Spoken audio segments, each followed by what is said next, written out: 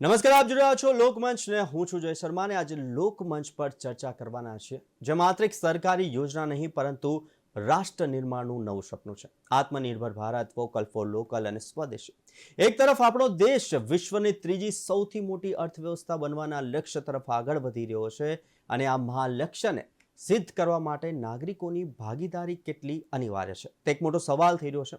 એક સમયે જ્યારે ખાદીની વાત કરી રહ્યા છે, સ્વદેશીની વાત કરી રહ્યા છે, સ્વદેશી અપનાવવાની વાત કરી રહ્યા છે, ત્યારે ખાદી માત્ર એક વસ્ત્ર નહોતું પરંતુ એક બ્રિટિશ શાસન સામે આર્થિક સ્વતંત્રતાનું આંદોલન પણ હતું। શું આજે વોકલ ફોર લોકલ એ જ સ્વદેશી ભાવનાને નવો ઓપ આપી રહ્યું છે? શું સ્થાનિક ઉત્પાદનોની ગુણવત્તા ખરેખર આંતરરાષ્ટ્રીય સ્તરની બની રહી છે જેથી આપણે વૈશ્વિક બજારોને પડકાર આપી શકીએ? તેવા અનેક સવાલો છે। આત્મનિર્ભરતાના આ યુગમાં જ્યારે રાષ્ટ્રને આર્થિક રીતે સશક્ત બનાવવામાં સ્વદેશનું યોગદાન કેટલું નક્કર છે તેવા પ્રશ્નો હાલ ઊભા થઈ રહ્યા છે અને સૌથી અગત્યનું કે આ નીતિના કારણે રોજગારીની નવી તકો કેટલી અને કેવી રીતે ઊભી થઈ છે અને આ વિશે ચર્ચા કરીશું। અને આ ચર્ચા કરવા માટે આપણી સાથે ગેસ્ટ પેનલમાં જોડાયા છે મેઘરાજ ડોડવાણી કે જેઓ પ્રમુખ છે વેપારી મહાસંગઠનના અને સાથે જ મુકેશભાઈ ઓઝા વિશ્લેષક। મુકેશભાઈ અને મેઘરાજભાઈ, આપનું સ્વાગત છે।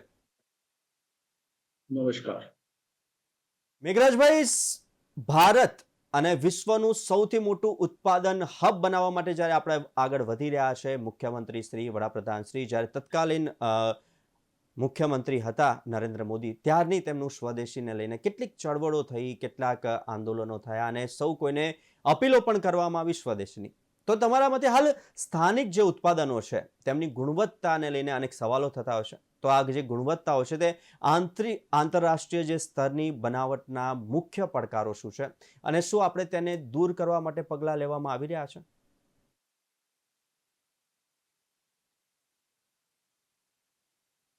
મેઘરાજભાઈ, આપનું મ્યુટ છે, આપનું હા સ્પીકર।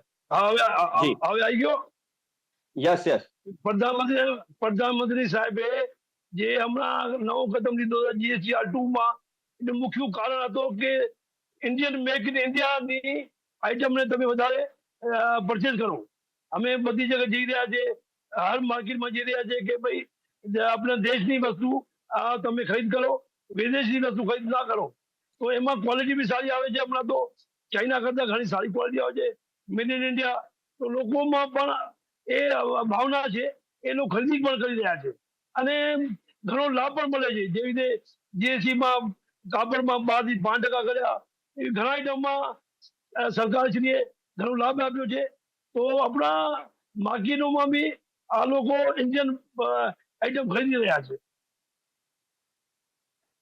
મુકેશભાઈ, ગાંધી જયંતિ અને જી ગાંધીજી માટે ખાદી જે રીતે આર્થિક સ્વતંત્રતાનું આંદોલન હતું, તે જ ભાવનાને ક્યાં જ આજના સ્વદેશીની વાત કરીએ તો સ્વદેશી વિચારધારામાં કેવી રીતના જોઈ શકાય અને શું વોકલ ફોર લોકલ ખરેખર દેશને આર્થિક રીતે સશક્ત બનાવવાની ચાવી છે? એ ચોક્કસ છે કે આજનું ભારત એ 1947 નું ભારત નથી। પહેલી વાર ગાંધીજીએ એક સ્વપ્ન આપ્યું હતું સ્વદેશી માટે, પરંતુ તે સમયથી જો સ્વદેશી ઉપર ભાર વધુ મુકાયો હોત તો આજે આપણી જે ઇકોનોમી છે, મને એવું લાગે છે કે અમેરિકા કરતા પણ આગળ નીકળી ગયા। કારણ કે ચાઇના અને ઇન્ડિયા એક સાથે આઝાદ થયા છે અને જ્યારે ચાઇના આઝાદ થયા પછી ચાઇનાએ જે મંત્ર અપનાવ્યો, કારણ કે એ સમયે ભારત કરતા ચાઇનાની વસ્તી વધારે હતી, હવે લગભગ સમાન છે અને ભારતની અંદર જ્યારે 140 કરોડ માથા હોય તો ડિમાન્ડ હોય તો આખું વિશ્વ એની ઉપર નજર રાખે। છતાંય ભારતે 1991 ની ઇકોનોમી પોલિસી લઈને આવ્યા નરસિંહ રાવ સરકારે અને ખુલ્લું બજાર મૂકી દીધું અને એના કારણે લોકો જે વિદેશથી માલ લાવવાના જે શોખ વધી ગયા અને એના કારણે સરકારની જે પોલિસી હતી ઇમ્પોર્ટ પોલિસી, એ ઇમ્પોર્ટ પોલિસીની અંદર ખાસ ધ્યાન અપાયું નહીં અને એના કારણે તમે જુઓ કે ચાઇનાનું જે એક્સપોર્ટનું આક્રમણ હતું ઇન્ડિયાની અંદર એ અત્યંત વધી ગયું અને આજે તમે કોઈ પણ વ્યક્તિને જોશો તો એ વ્યક્તિ સવારથી લઈને સાંજ સુધી પ્રક્રિયાની અંદર વિદેશી વસ્તુઓના મોહ ઉપર ચડી ગયો છે। એટલે હવે પ્રધાનમંત્રીશ્રીને ખૂબ લેટ સમજાવ્યું, એમ તો 2014 થી વાત કરતા હતા પણ 2014 પછી લઈને હવે જ્યારે અમેરિકા ફર્સ્ટની નીતિ ટ્રમ્પે અપનાવી, ચાઇના પોતાની પોલિસી પર સ્ટ્રોંગ રહ્યું અને બીજા દેશોની જે ઇકોનોમી છે, હવે મોદી સાહેબ ભલે એમ વાત કરે, મોદી સાહેબ ભલે સ્વદેશીની વાત કરે, પણ એ ચિંતા કરવી જરૂરી છે કે રૂપિયો 90 રૂપિયા તરફ જઈ રહ્યો છે. જ્યારે 2014 પહેલા 65 રૂપિયા ઉપર 60-65 ઉપર રૂપિયાની કિંમત હતી $1 બરાબર. તો આ જે આપણા રૂપિયો તૂટ્યો છે એના ઉપર પણ કામ કરવું પડશે. અને વાત રહી આપણી સ્વદેશીની, તો સરકાર જે પ્રમાણે લોલીપોપ આપે છે, હું તો લોલીપોપ શબ્દ એટલા માટે કહું છું કે સરકાર એમ કહે છે કે ભાઈ તમે ઉદ્યોગ કરો, સ્ટાર્ટઅપ સ્ટાર્ટ કરો, તમે સ્વદેશી માટે પ્રોડક્ટ બનાવો. તો પેલા ભાઈ પાસે 2-5 લાખ રૂપિયા હશે તો શું એ ફેક્ટરી નાખી શકશે? એને લોન કયા બેઝ ઉપર મળશે? તમે સબસિડી 3-4 વર્ષે 5 વર્ષે આપતા નથી. તમે એની જે પ્રોસેસ છે ખૂબ જ લાંબી છે. તો આ બધી પ્રોસેસની અંદર જો સરકાર જે પ્રમાણે ચાઇનાએ કોઈ ફેક્ટરી માટે સરકારની ભાગીદારી બનાવી છે, એ જ રીતે ભારતની અંદર જો ભાગીદારી બનાવે તો ચાઇનાને પણ ટક્કર આપી શકે એમ છે ભારત.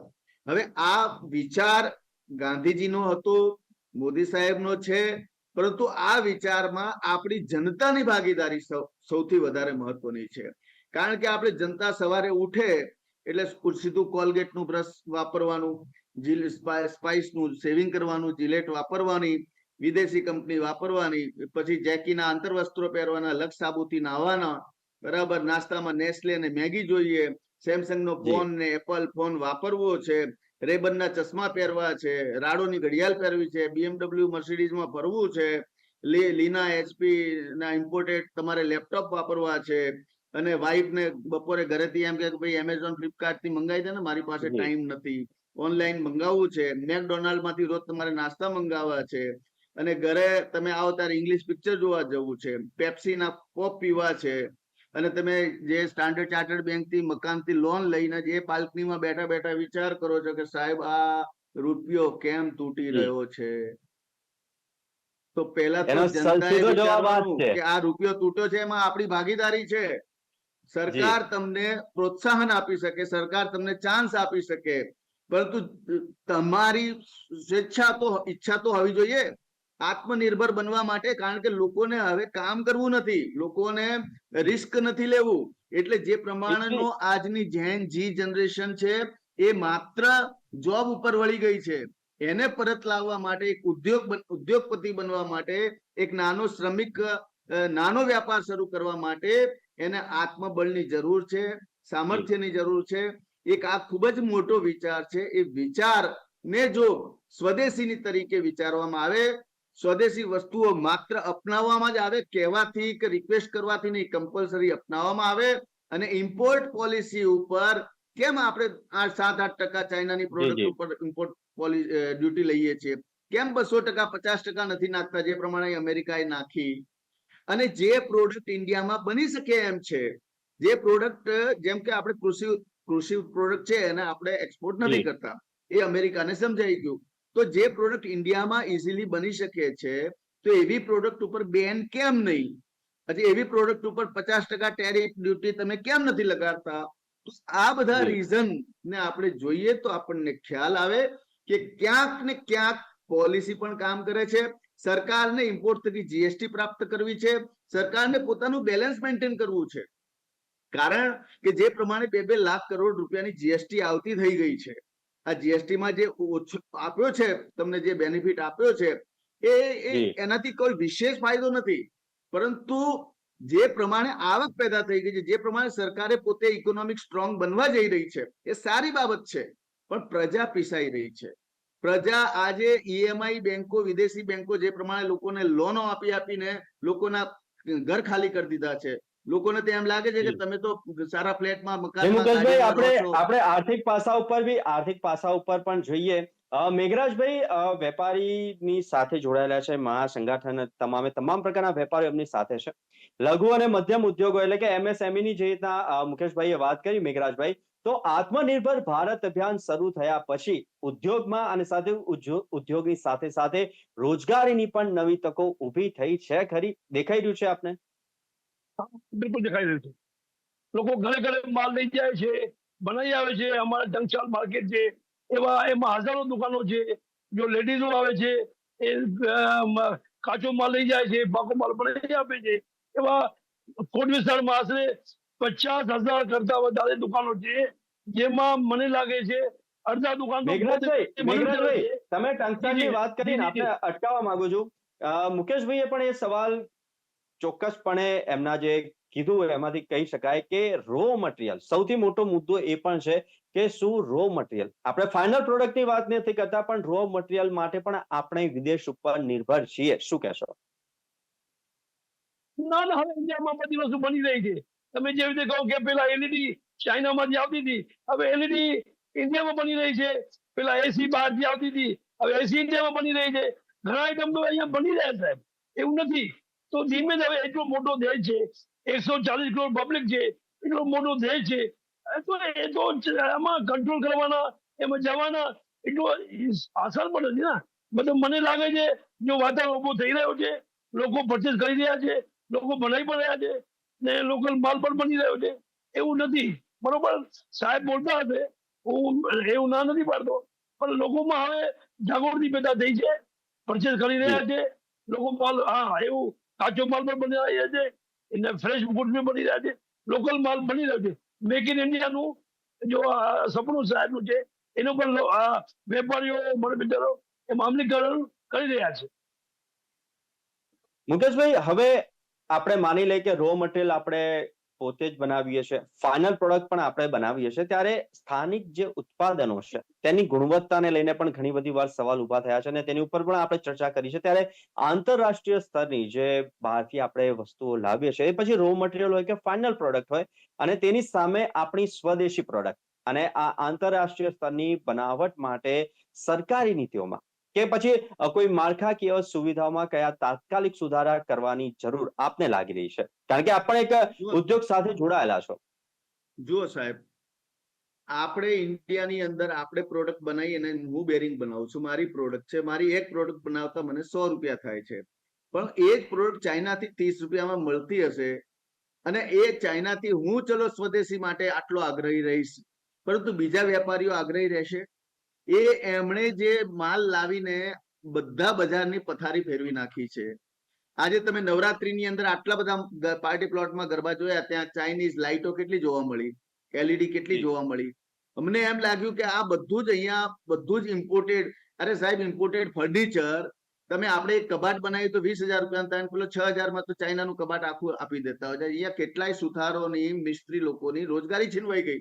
સાહેબ, આ મોલ આવ્યા, કેટલા કરિયાણાની દુકાનો બંધ થઈ, આ મલ્ટીપ્લેક્સ આયા, કેટલા થિયેટરો બંધ થઈ ગયા, કેટલા તમે ટેકનોલોજીના કારણે બંધ થયા એ વસ્તુ બરોબર. ઓનલાઈન જે એમેઝોન અને ફ્લિપકાર્ટ જે વિદેશી કંપનીઓ છે, એ લોકો વિદેશી ફંડિંગ અને વિદેશી ફંડિંગ થકી પૈસા તો વિદેશમાં જાય છે, પરંતુ ઇન્ડિયાની અંદર જે પ્રમાણે એમણે બજાર તોડી નાખ્યું છે, જે પ્રમાણે હજારો લાખો વેપારીઓને નુકસાન કરાવી દીધું છે, એના ઉપર સરકાર કેમ સ્ટ્રિક્ટ નહીં, મારું એવું કેવું છે. અને બીજી વાત તમે કીધી કે પ્રોડક્શન ક્વોલિટીની.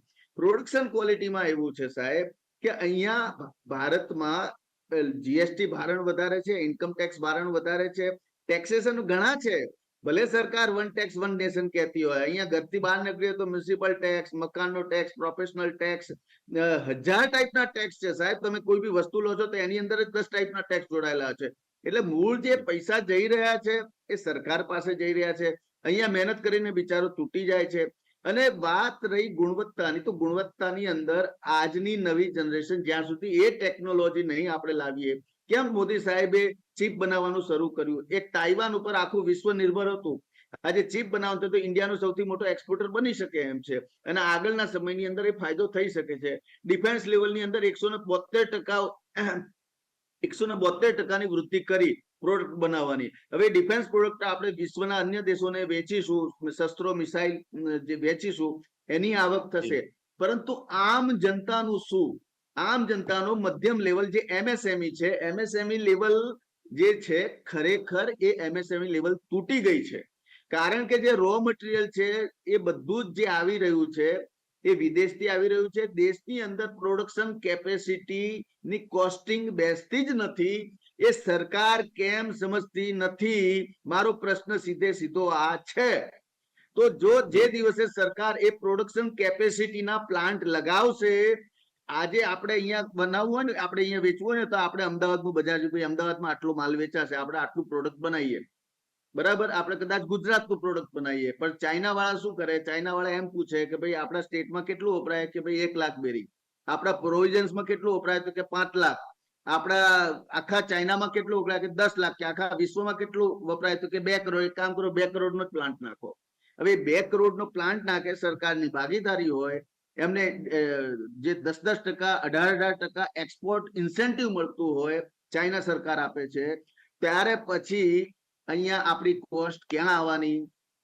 એટલે આ જે પદ્ધતિઓ છે, પ્રોસેસ છે, હા ભાઈના ભારતને આપણે એક્સપોર્ટ કરવું હોય ચાઇનાને, તો આપણે કેમિકલ છે, જે નુકસાન કરતા છે, જે દેશની અંદર ચાઇના કેમિકલ એક્સપોર્ટ કરે છે, અર્થ મટીરિયલ જે છે, ખનિજ તત્વ છે, એ બધું પોતે ઇમ્પોર્ટ કરે છે ચાઇના, અને આપણે બધા એક્સપોર્ટ કરીએ છીએ. એટલે ભારત પણ એ વિચાર, એ પ્રયાસની અંદર જવું જોઈએ કે ચાઇનાની પોલિસી જે છે, ચાઇનાની જે માસ પ્રોડક્શનની પોલિસી છે, તમે એક ઇન્ડસ્ટ્રીઝ નાખો, પણ એક ઇન્ડસ્ટ્રીઝને એવી નાખો કે આખા વિશ્વને કોમ્પિટિશનમાં લાવી શકે. આ મંત્ર ચાઇના દરેક પ્રોડક્ટની અંદર આપી દીધું છે. દરેક પ્રોડક્ટની અંદર એક આખાના આખા સિટી હબ બની જાય છે સાહેબ. મુકેશભાઈ, આપણે ચાઇનામાં તમને બીજા હબ જોવા ના મળે. તો આ એક વિચાર છે, આ વિચાર આ પ્રજાની અંદર પણ આવવો જોઈએ. અને લોકોને હવે કામ, જે પહેલા 18-16 કલાક લેબર કામ કરતા હતા ને, હવે 8 કલાકમાં લેબરમાં 4 કલાક તો મોબાઈલ વાપરે છે. એટલે જેન્યુનિટી ખતમ થઈ ગઈ, વિશ્વાસ ખતમ થઈ ગયો, અને લોકો માનસિક પીડા છે, વિકારોથી પીડાયેલા છે, એટલે ઘણા સોશિયલ દૂષણોથી પીડાયેલા છે. એટલે જે પ્રમાણેની ધગસ હોવી જોઈએ, એની ક્યાંક કમી આવી છે. એટલે આ સ્વદેશીના મંત્ર પાછળ મોદીજી પડ્યા છે, એ સારી વાત છે. અને લોકો આની અંદર પોતાની ભાગીદારી નિભાવે, અને લોકો જે દિવસે સમજવાનું ચાલુ કરશે, જે દિવસે લોકો સ્વદેશી પ્રોડક્ટ લેવાનું ચાલુ કરશે, કદાચ આપણે એમ ઈચ્છીએ કે ભારત એક થોડુંક આગળ વધી શકે.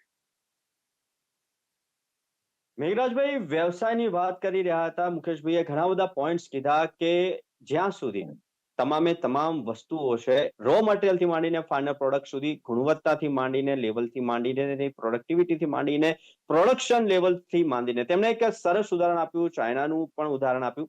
પરંતુ જો આપણે વાત કરીએ અત્યારના લોકલ માર્કેટની, તો વિદેશી વસ્તુઓ પરની જે નિર્ભરતા છે તે આપણે રાખવી જ પડતી હશે, જે રીતના મુકેશભાઈએ કીધું. અને સૌ કોઈ નાગરિકોનું પણ આ પહેલું અભિયાન હોવું જોઈએ કે સવારથી ઉઠતાની સાથે ઊંઘતી વખતે સુધી તમે હવે સ્વદેશી વસ્તુ કઈ વાપરો છો, ને એક મોટો સવાલ થઈ રહ્યો છે.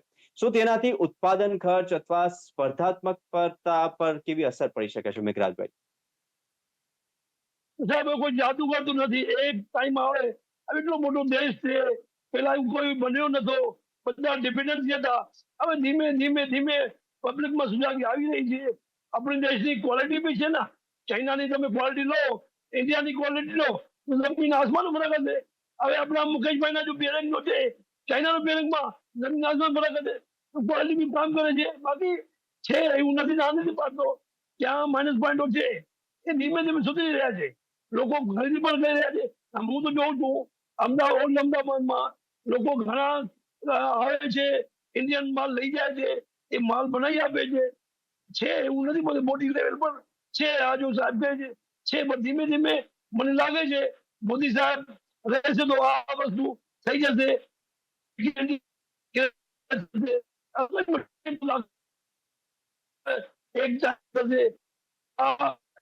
એમેઝોન વાળા યા ફ્લિપકાર્ટ વાળા આખરે કાયદાનું દુરુપયોગ પણ કરે છે. આઉટ ઓફ આ પોતાની કંપની ઉભી કરે, આ લોકો માલ ઇમ્પોર્ટ કરે છે. એવું છે, ના નથી પાડતો, પણ અમે આ બધાને સાહેબને ધ્યાનમાં લાવીશું, બધાને કહીશું કે સાહેબ આને કંટ્રોલ કરો તો આપણો દેશમાં આ વસ્તુ બની શકે.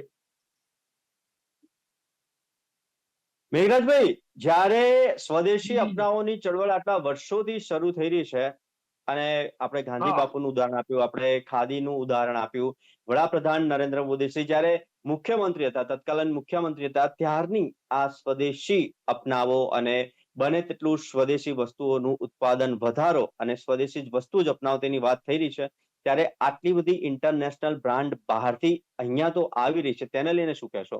શું એ બહારની બ્રાન્ડ અહીંયા ન આવી હોત તો આપણા ઘણા બધા ઉદ્યોગો હોત કે જે તે જ ફિલ્ડની અંદર મોટું મેન્યુફેક્ચરિંગ યુનિટ ઉભા કરી શક્યા હોત, નવી રોજગારી ઉભી કરી શક્યા હોત? શું કહેશો? હવે સરકારને ધ્યાન આવી રહ્યું છે, સરકારને ખ્યાલ પણ આવી રહ્યો છે. એવું નથી કે સરકાર જેવી રીતે જીએસટીઆર ટૂરમાં સરકારે ઘણા આઈટમોમાં જેવી રીતે એક પંખો છે, આ સરકારને ખબર છે કે પંખો એક આમ માણસની રિક્વાયરમેન્ટ છે, તો બી એમાં 18% ટેક્સ છે. સરકારને ધ્યાન ના પડો હોય. ધીમે મને તો એટલો જો આપણે એટલો તો ખ્યાલ નથી, મુકેશભાઈ વધારે ખ્યાલ છે, પણ હું જો માર્કેટમાં જોઉં છું, જો વેપારીઓ વાતો કરે છે, જો લોકો ધંધો કરે છે, એમાં ઘણો ફેરફાર થયો છે. મેક ઇન ઇન્ડિયાનું વધ્યું છે, લોકો માલ બનાવે છે, માલ બનાવી લઈ આવે છે, એ મેડ ઇન ઇન્ડિયાનું માલ વેચી રહ્યું છે. બાકી આમ જો મુકેશભાઈની વાત ઉપર લેવલની છે એટલે મને આઈડિયા પણ નથી, તો હું તમને કહું. બાકી એ ખરેખર લોકોમાં એક જાગૃતિ પેદા થઈ છે, જો પેલા ન હતી, હવે એમાં પેદા થઈ છે. લોકો સામે માંગે છે ઇન્ડિયન બ્રાન્ડ આપો. અમે જયારે એલઈડી વેચીએ છીએ એ સેમસંગ ના જોઈએ, ઇન્ડિયા બ્રાન્ડ કેવી છે એ બતાવો. જયારે અમે એસી વાત કરીએ છીએ તો કે ભાઈ તમે ઇન્ડિયન બ્રાન્ડ બતાવો. ઇન્ડિયન બ્રાન્ડ બતાવી છે, લોયડ એવી બધી ઘણી કંપની બતાવી છે. લોકોનું માનસિકતા તો ચેન્જ થઈ રહ્યું છે. હવે એટલો મોટો દેશ છે, 140 કરોડ પબ્લિક છે, એટલું આસાન પણ નથી આપણે કહીએ કે થઈ જશે. કોઈ જાદુગર મોદી સાહેબ કોઈ જાદુગર તો નથી કે લોટો થઈ ગયો, એમાં બધાનો સાથ સહકારથી થશે. આજે મુકેશભાઈ, ટૂંકમાં કહેજો કે સ્વદેશી અપનાવો, પરંતુ ખરેખર આપણે કેટલા સ્વદેશી?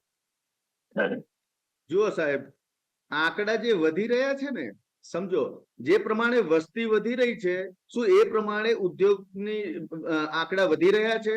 એમએસએમઈ ના આંકડા વધી રહ્યા છે? તમે 6 લાખ સ્ટાર્ટઅપના આંકડા આપો છો કે 6 લાખ સ્ટાર્ટઅપના આંકડા. આપણા ભારતમાં એક વર્ષમાં વસ્તી કેટલી વધે છે, કેટલી સંખ્યા વધે છે? શું આ સામાન્ય જ્ઞાન નથી?